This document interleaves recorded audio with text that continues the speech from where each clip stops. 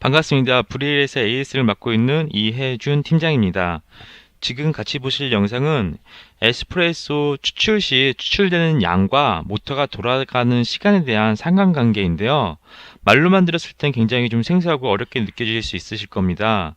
하지만 같이 테스팅해 보시고 직접 영상으로 보신다고 하면은 매우 쉽게 하실 수 있는 부분이고, 에스프레소 맛을 결정짓는 중요한 과정이므로 영상을 보시고 고객님께 맞는 에스프레소를 추출할 수 있도록 연습하신다고 하면은 이 영상이 도움이 많이 되실 수 있는 영상으로 잘 활용될 거라 예상합니다.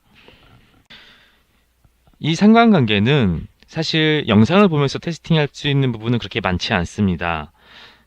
글로써 어느 정도 이해를 하는 게 먼저 중요한데요. 일단 원두 추출되는 양에 대해서 말씀을 드리겠습니다. 여기에 있는 숫자 다이얼은 원두가 추출되는 양에 대한 다이얼이 아닙니다. 모터가 돌아가는 물을 추출해내는 시간에 대한 다이얼입니다. 그럼 고객님들께서 이런 부분을 많이 물어보십니다. 저희는 원두 시간이 오래되면은 추출되는 양도 많아지는 게 아닙니까? 라는 질문을 많이 받는데요.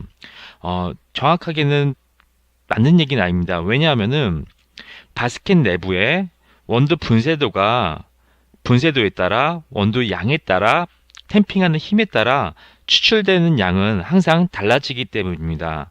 그래서 똑같은 시간이 났는데도 어떨 땐 많이, 어떨 땐 조금 추출되는 이유가 아마 바스켓 내부의 이 세 가지 변수에 의해서 추출되는 양이 결정되기 때문입니다. 좀 더 고객님께서 이해하기 편하게 예를 들어서 말씀을 드리겠습니다. 약간 극대화시켜서 말씀을 드리는 게 조금 더 이해하시기 편하실 거라 예상해서 약간 극대화시켜서 말씀을 드리겠습니다.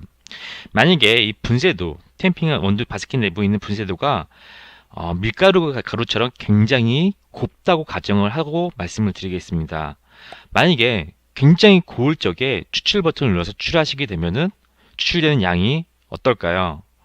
굉장히 줄어들겠죠. 줄어들거나 결국에는 안 나올 수도 있습니다. 왜냐하면은 바스켓 내부에 있는 원두 양이 굉장히 고우면은 물로 아무리 세게 밀어도 바스켓 내부의 원두 양이 고와서 버티려는 힘이 더 높아집니다. 결과적으로 추출이 양이 적어지거나 안 되실 수가 있습니다.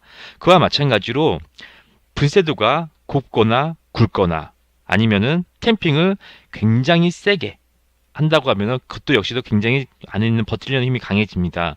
굉장히 세게 하면은 추출되는 양이 적어지거나 안 나올 수 있습니다. 또 원두 양을 굉장히 많이, 또 약간 극대화시켜서 말을 해보겠습니다. 원두 양을 이만큼 넣었다고 가정을 하고 억지스럽게 껴놨다고 가정을 해보겠습니다. 추출되는 시간은 똑같은데 결과적으로 양은 추출이 안 되거나 적어질 수 있겠죠. 이 세 가지 변수를 사용하셔가지고 원두를 추출하시면 됩니다. 지금부터는 많은 사람들이 권유하는 사항으로 말씀을 드려보겠습니다. 바리스타들이 보통 가르쳐 주는 교육 방법이 20초에서 27초 사이에 에스프레소를 샷잔 한 잔을 추출하는 게 가장 적당하다고 많이들 말씀을 주시는데요. 한 가지 예를 들어서 말씀을 드려보겠습니다.